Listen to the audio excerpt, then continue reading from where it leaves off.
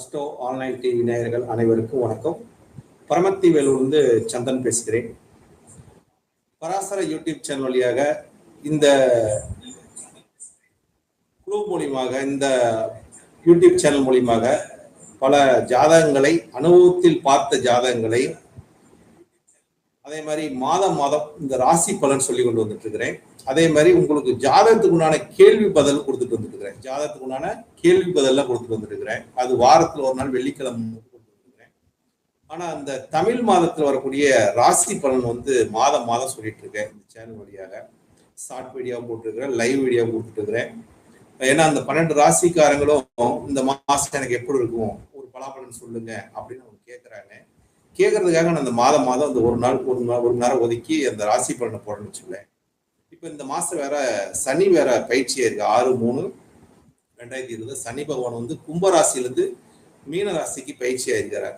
இப்ப இந்த மீன ராசியில பங்குனி மாதம் சூரிய பகவான் அங்க சஞ்சாரம் செய்ய போகிறார். அதாவது சூரியன், சனி பகவான், சுக்கிர பகவான், இந்த 3 கிரகமும் பங்குனி மாதத்தில் அங்க இருக்க போறாங்க. அப்ப சூரியனை வச்சுதான் இந்த மாத ராசி பலன்னு சொல்லிட்டு வந்துருக்கு. மாசம் இது சரியா வருகிறது. அவங்க இந்த மாசத்துல என்ன செய்யலாம், என்ன செய்யக்கூடாது என்பது பொதுவான ஒரு ராசி பலன். இந்த பொதுவான ராசி பலனை சரியா வருதுங்கிறாங்க. அதனால இந்த பலனை சொல்லிட்டு வந்துட்டு இருக்கிறேன்.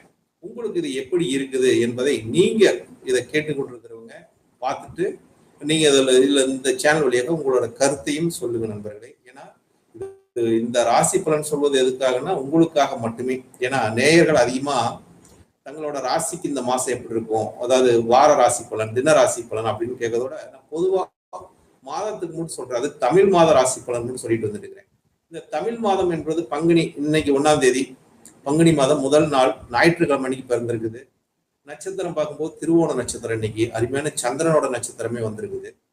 ஏகாதசி திதி வேற.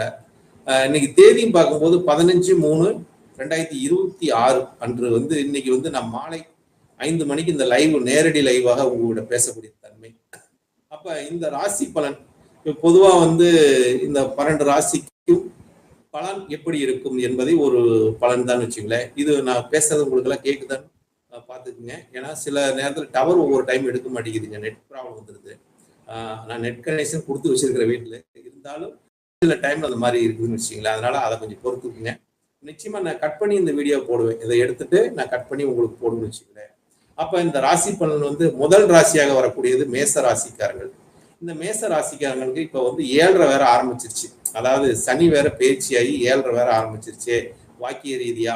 அப்படிங்கிறது மேசராசிக்காரங்களுக்கு அதிகமான ஒரு சிந்தனையும் மன உளைச்சலும் இருக்கக்கூடும். அதனால அவங்க ராசிக்கு எந்த மாதிரி ஒரு பலன் இருக்கும் என்பதற்காக இந்த பொதுவான ஒரு ராசி பலன் உங்களுக்கு எப்படி இருக்கும் என்பதை நான் அனுபவத்தில் உணர்ந்த ஒரு உண்மை நிலைப்பாட்டையும், அதே மாதிரி ஜாதகத்தில் பார்த்து சொல்லக்கூடிய ஒரு நிலை இருந்தாலும் இந்த கிரகத்தலை கோள்களை வைத்து உங்களுக்கு சொல்றேன். இந்த ராசி கிரக கோள்களை வைத்து அது நகரக்கூடிய ஒரு தன்மையை வைத்து நான் அந்த பொதுவான ராசி பலன் உங்களுக்கு சொல்றேன்னு வச்சுக்கிறேன்.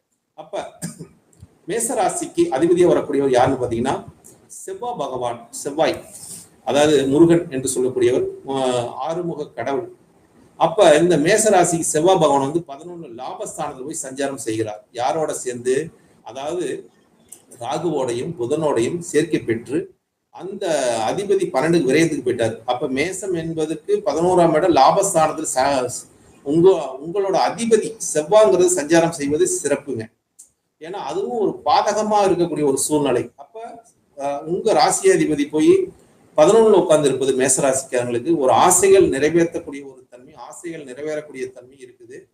அப்போ ஒரு விரைய செலவும் ஒரு கொடுக்கக்கூடிய தன்மை, அதாவது ஆசைக்காக ஒரு செலவை அதிகமா செய்யக்கூடிய தன்மை வந்துடும். அதே மாதிரி ஏதாச்சும் இந்த காலகட்டத்தில் உங்களுக்கு சந்திரன் வேற 10ஆம் இடத்துல இருக்காரு. 4ஆம் அதிபதியா வரக்கூடிய 10ல இருக்கிறதுனால சுகபோகமான ஒரு தன்மை எதுன்னு கேட்டீங்கன்னா ஒரு வாகனம் வாங்கக்கூடிய தன்மை யோகம் உண்டுங்க. ஏன்னா மேசராசிக்காரங்களுக்கு விரையச்சனிங்க.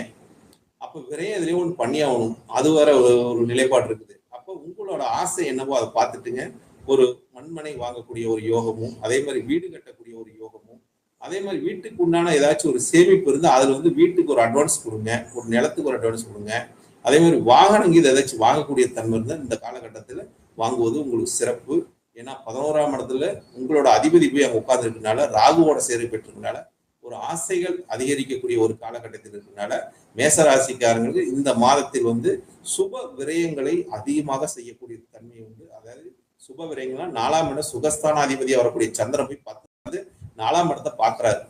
3ஆம் இடத்துல குரு பகவான் இருக்காரு உங்க ராசிக்கு.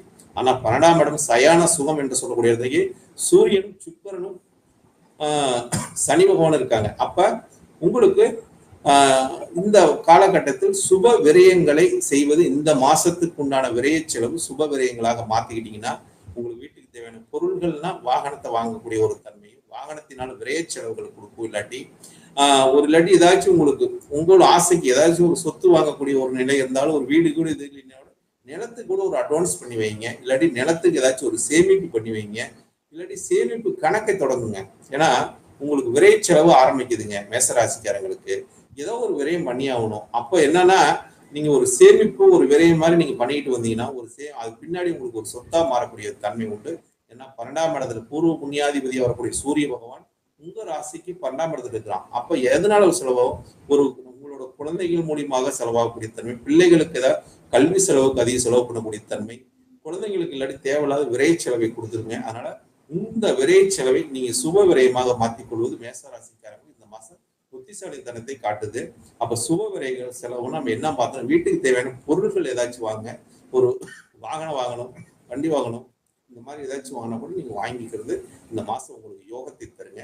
அதனால விரை செலவை சுப விரயமாக மாற்றிக்கொள்ளுங்கள். மற்றபடி 5ஆம் இடத்துல கேது இருக்கனால குலதெய்வ வழிபாடு அவசியம். விநாயகரோட வழிபாடு செஞ்சுட்டு நீங்க எது செஞ்சாலும் உங்களுக்கு தடைகள் எதுவும் இல்லாம இருக்குங்க. ஏன்னா நம்ம யோசிக்கக்கூடியது ஒன்னா இருக்கும், செயல்படக்கூடியது தன்மை ஒன்னா இருக்கும். அதனால இதை வந்து கேது 5ல இருக்குன்னா நமக்கு சிக்கலை நம்ம சிந்திக்கிற செயல்பாட்டுல சிக்கலை அதிகமா கொடுத்துருவாருன்னு வச்சுக்கோங்க. அதனால எதையுமே யோசிச்சு தங்களோட செயல்பாடு செய்வது புத்திசாலித்தனம். முயற்சி சார்ந்த குரு பகவான் இருப்பது உங்கள் முயற்சி வெற்றியை கொடுக்கும் என்ற ஒரு கருத்தில்